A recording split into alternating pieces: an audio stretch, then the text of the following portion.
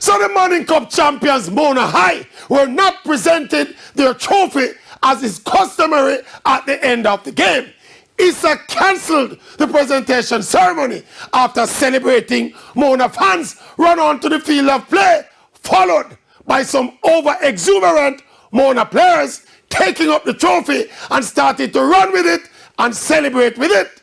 The captain and goalkeeper of the team retrieved the trophy and returned it to the officials. But even then, the presentation ceremony was scrapped and Mona did not get their trophy.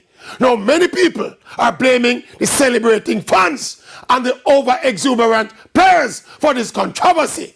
Maverick said, no, not totally.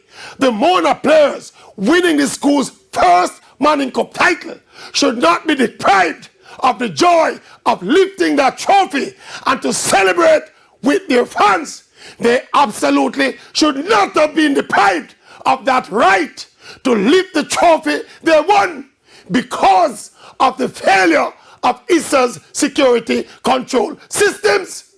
ISSA should have secured the area however long it took and give the Mona Yute Dem trophy, because yes, they won it, and yes, the butler did it.